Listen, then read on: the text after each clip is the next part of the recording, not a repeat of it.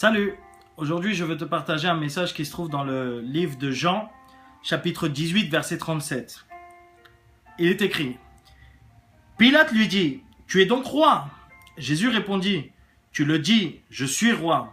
Je suis né, et si je suis venu dans le monde, c'est pour rendre témoignage à la vérité.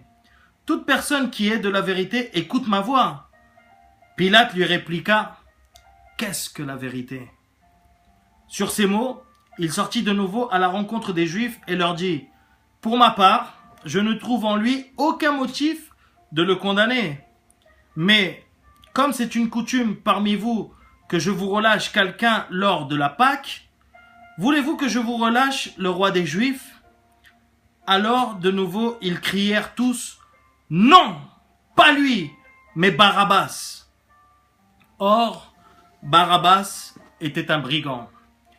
Donc là, mes frères et mes sœurs, nous pouvons voir, en fait, nous voyons le moment où Jésus se faisait condamner.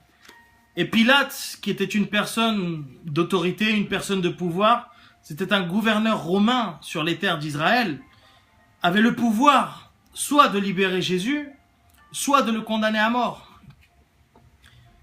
Et il a demandé à Jésus: mais qu'est-ce que la vérité?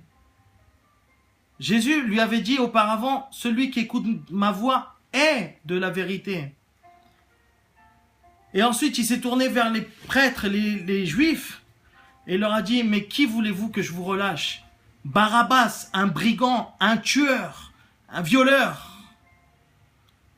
Quelqu'un qui méritait la condamnation, quelqu'un qui méritait la mort, ou bien Jésus, celui qui disait être le Fils de Dieu?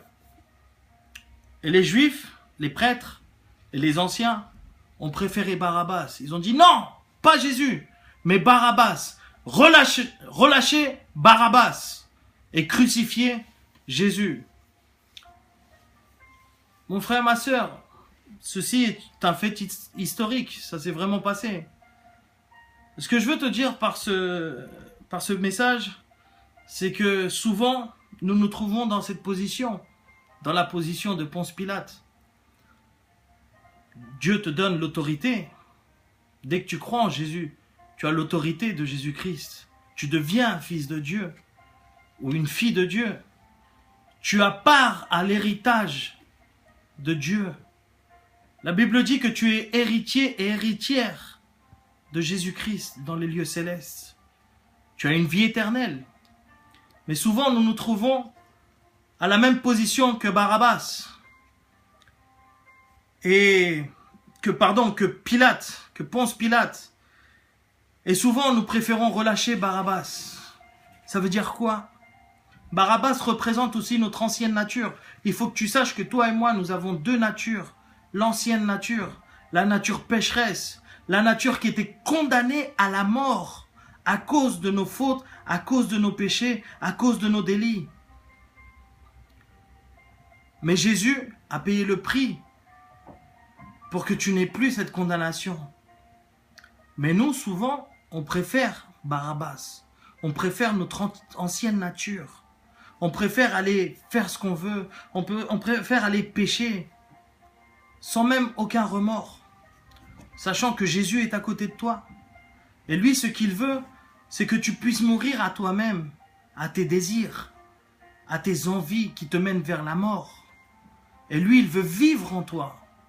Il veut te prendre, il veut prendre ta vie, restaurer ta vie, guérir ta vie, délivrer ton âme.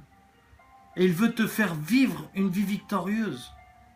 Mais souvent, tu préfères tes péchés, tu préfères tes soirées, tu préfères... Bon, je ne suis pas là pour te condamner ni pour te juger, mais tu préfères être loin de Dieu. Et Jésus veut seulement ta vie, il veut ton cœur.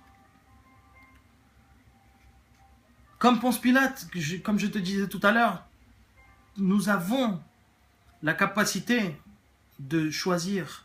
Et Dieu a dit: je mets deux chemins devant toi.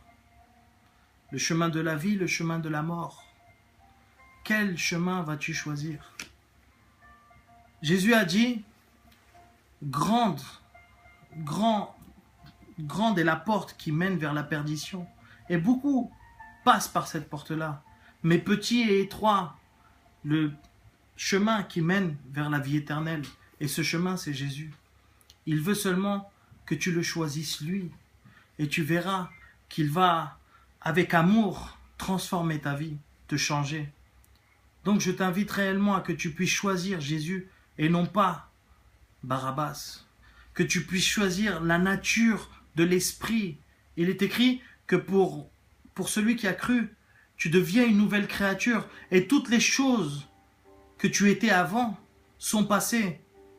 Et Dieu efface ton passé et t'offre un avenir en Jésus-Christ. Une vie éternelle pour la fin. Donc, mon frère et ma sœur, je t'invite réellement à que tu puisses méditer sur ce petit message, cette petite réflexion et que le Seigneur continue de te bénir. Ciao.